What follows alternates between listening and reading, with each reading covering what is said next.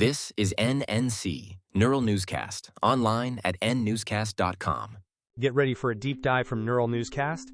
I'm Benjamin, and Matthew is here with me as we delve into today's subjects.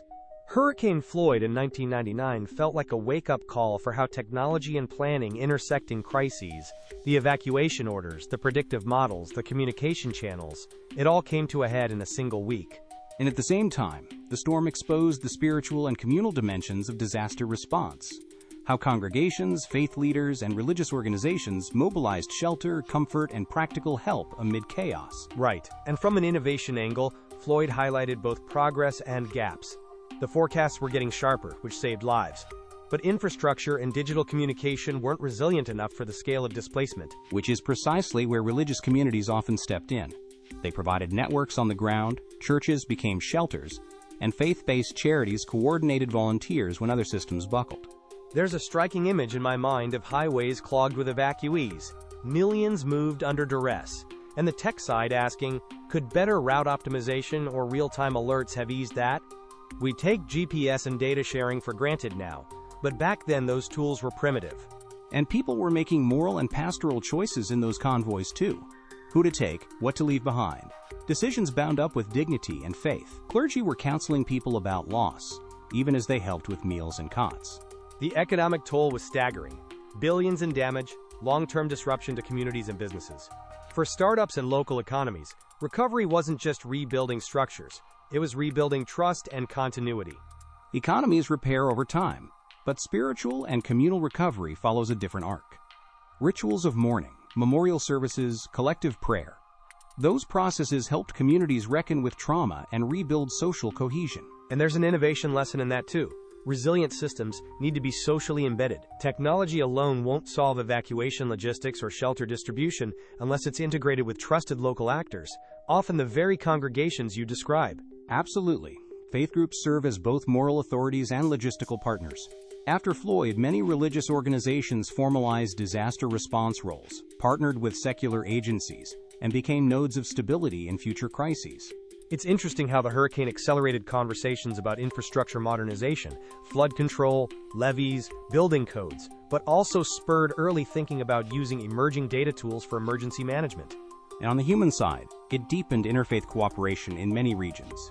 Different traditions set aside differences to coordinate relief, which had lasting effects on community relations. There were tragic failures too. Communities that couldn't evacuate, marginalized populations hit hardest. That unevenness pushed policy folks to think about equity and resilience planning. Those inequities often correlate with parish boundaries and neighborhood congregations. Faith leaders witnessed them firsthand and documented needs that helped shape more targeted relief efforts. Looking back, Floyd was both a technological inflection point and a social test. Could systems, institutions, and people adapt quickly enough? The answer was mixed. But it sparked change. And it reminded us that disasters are as much ethical and spiritual tests as they are logistical challenges. How communities respond reveals values, compassion, solidarity, responsibility that endure long after the floods recede. Today we celebrate the birthdays of Mary Wollstonecraft, 1759, Florence Nightingale, 1820, and Alan Turing, 1912. Picking a standout from that lineup, Turing feels especially fertile for both innovation and ethical questions. His life touches computation, wartime service, and the moral failures of society. Absolutely. Turing is the hinge figure between abstract math and the digital machines that reshaped everything. His 1936 paper on computable numbers basically sketched the idea of a universal machine, which is the prototype for modern computers. And yet his story isn't just technical. There's a human arc that matters to communities and ethics. His wartime codebreaking at Bletchley Park saved countless lives, though the work was cloaked in secrecy for decades. That secrecy shaped how we discovered his contributions. Only later did the world realize how central he was to shortening the war. It's striking. A solitary blackboard of logic turned into an operational advantage against the Enigma cipher. There's a theological and moral dimension too. How societies treat those who are different is on vivid display in Turing's prosecution for homosexuality. It forces us to confront past injustices and how law and culture can stifle genius. Right, and that repression arguably cut short a creative life. After his conviction and forced hormone treatment, his output dwindled. You can imagine what further breakthroughs might have come if he'd been supported instead. His personal story resonates with religious communities wrestling with inclusion. Many faith traditions have had to re-examine doctrines and pastoral responses in light of stories like his. On the tech side, his conceptual model, Turing machines and the Entscheidungsproblem resolution, gave us a language to ask what machines can and cannot do.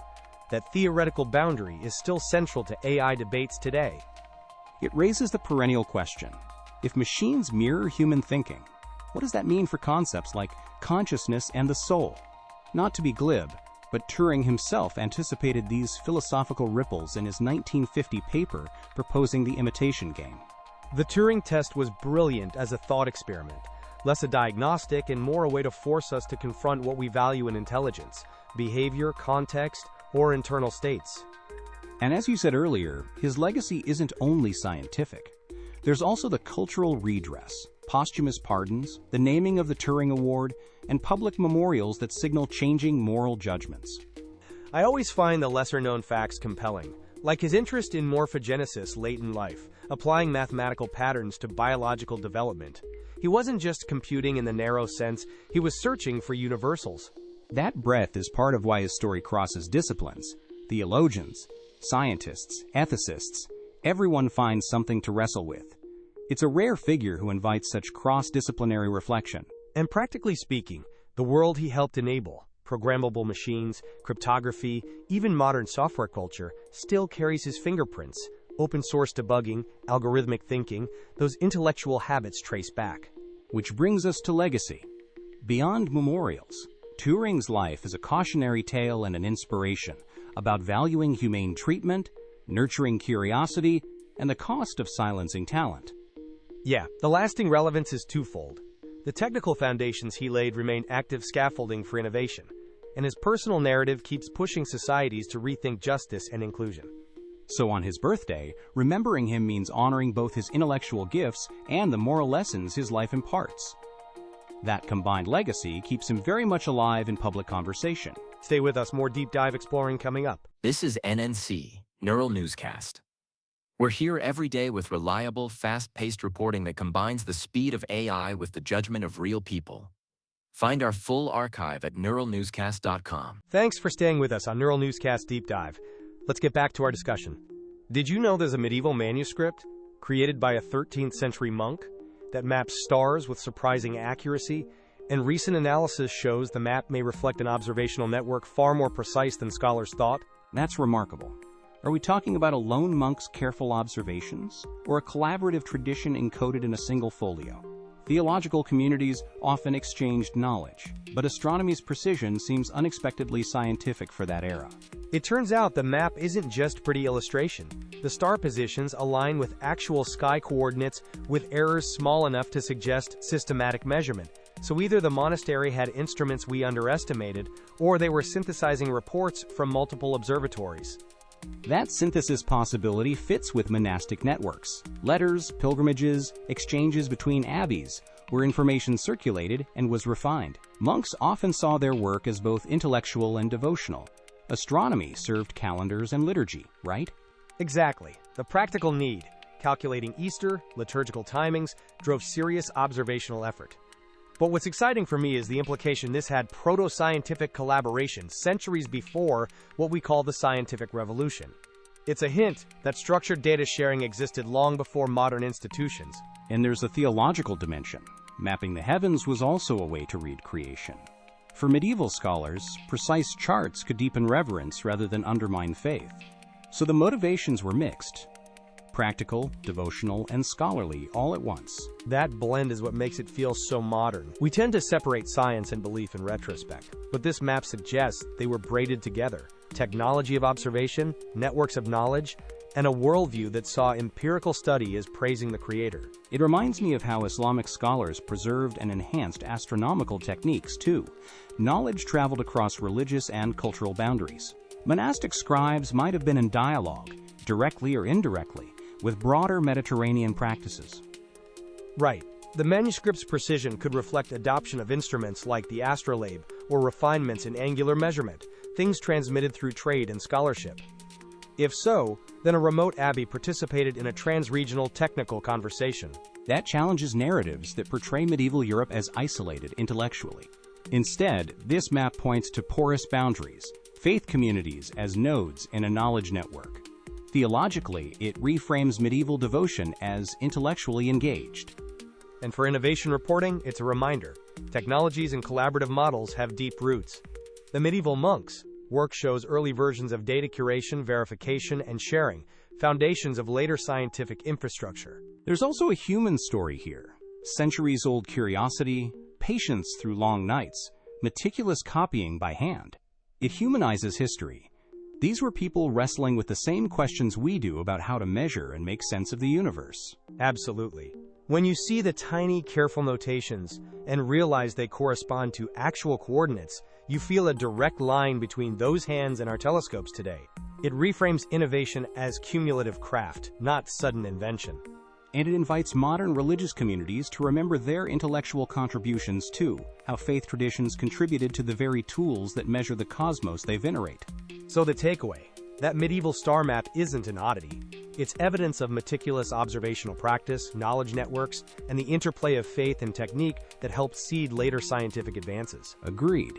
It's a story of continuity, devotion prompting precision, communities sharing and refining knowledge, and a reminder that the quest to understand the heavens has always been both technical and spiritual. Thanks for tuning into our deep dive. I'm Matthew, and from Benjamin and the Neural Newscast team, we'll see you next time. You've been listening to Neural Newscast.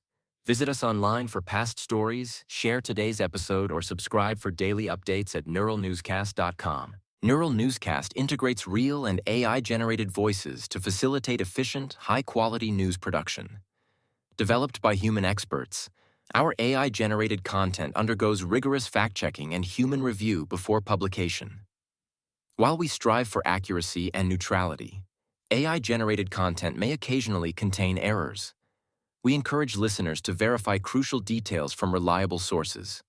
For more on our AI transparency practices, visit newscast.com.